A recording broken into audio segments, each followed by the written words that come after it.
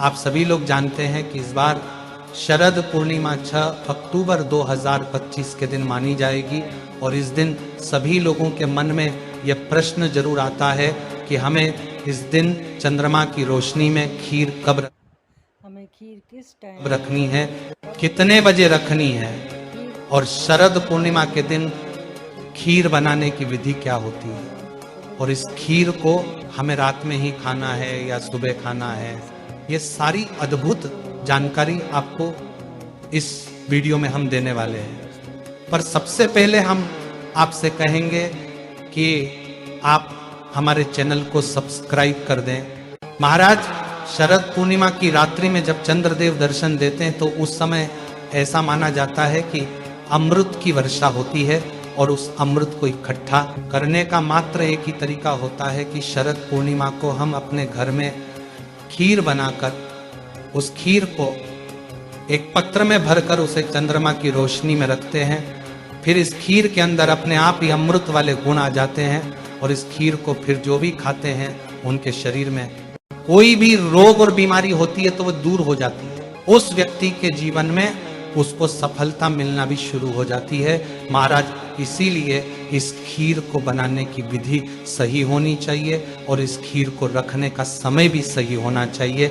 इन दोनों ही बातों का आपको विशेष रूप से ध्यान रखना है। अगर आप लोग भी शरद पूर्णिमा के दिन अपने घर की छत पर या चंद्रमा की रोशनी में खीर रखने वाले हैं तो महाराज, अब हम सबसे पहले ये जानते हैं कि ये खीर आखिर आपको बनाने किस चीज की है।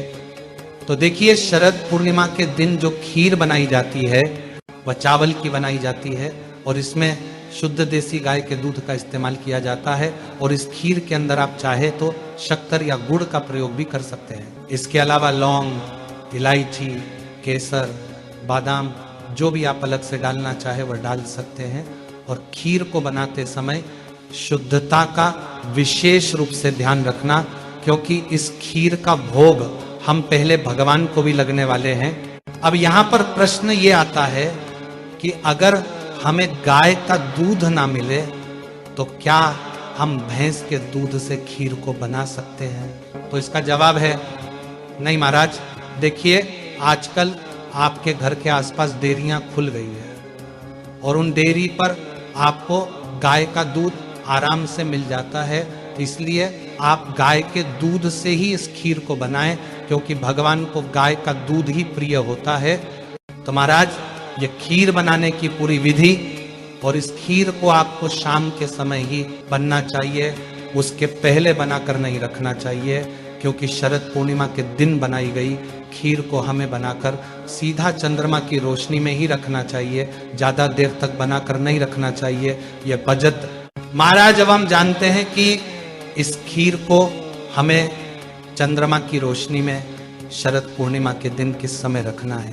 तो देखिए महाराज, जब आप अपने घर में शरद पूर्णिमा के दिन रात्रि में खीर बनाकर तैयार कर ले तो उसे कुछ समय जैसे कि 5 से 10 मिनट तक ऐसे ही रखें ताकि वह हल्की सी ठंडी हो जाए। फिर उसे आप बड़े से कटोरे में भरें। यह खीर आपको अपने घर में नहीं बचानी है, जितनी बनाई है पूरी उसे कटोरे में भर देनी है, क्योंकि हमें इस पूरी खीर को चंद्रमा की रोशनी में रखना है। जितनी ज्यादा खीर होगी उतना ज्यादा अमृत आपको मिल जाएगा। तो आप ये मानकर चलें कि अमृत की ज्यादा वर्षा रात में 10 बजे के बाद से होती है।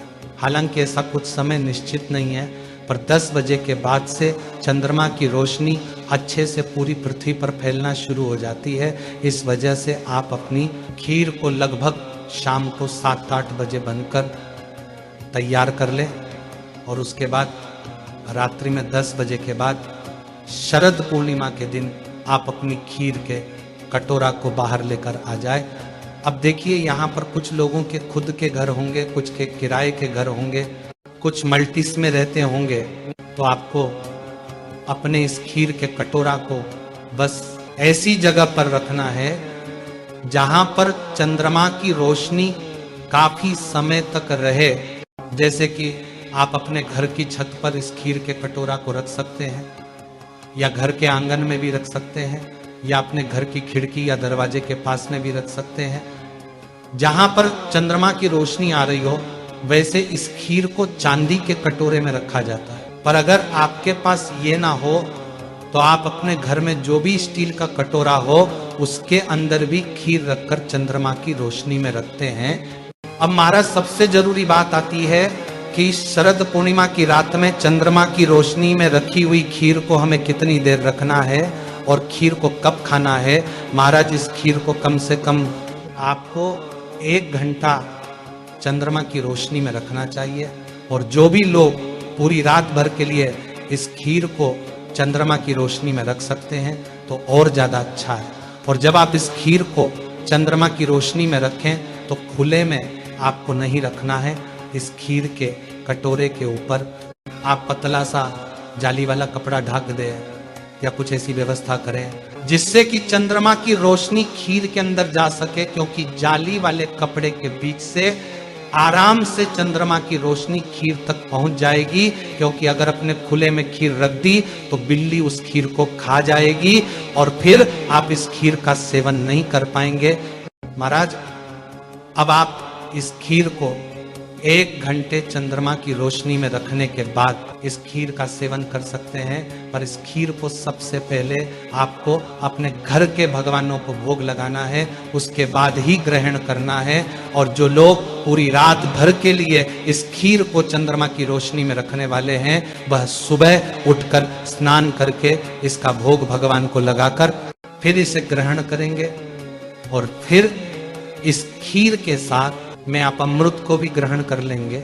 अगर आपको ऐसा डर लगता है कि आप जब इस खीर को चंद्रमा की रोशनी में रखेंगे तो बिल्ली इसे खा जाएगी, तो आप ऐसा करें कि आप मात्र 1 घंटे के लिए चंद्रमा की रोशनी में शरद पूर्णिमा के दिन बैठे और अपने सामने खीर को रख ले और उसकी सुरक्षा करते रहे। क्योंकि इस दिन शरद पूर्णिमा के दिन रात्रि में हमें चंद्रमा की रोशनी में जरूर बैठना चाहिए।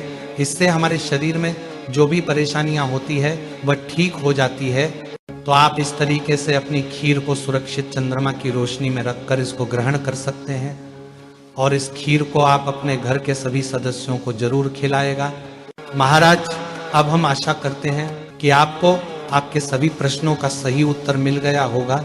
अगर अभी भी आपके मन में कोई ऐसा प्रश्न है इस शरद पूर्णिमा को लेकर जिसका आपको जवाब नहीं मिला है तो वह आप हमसे कमेंट करके पूछ सकते हैं। और आप हमारी ये वीडियो कहाँ से देख रहे हैं कमेंट में जरूर बताएं। श्री शिवाय नमस्तुभ्यम महाराज।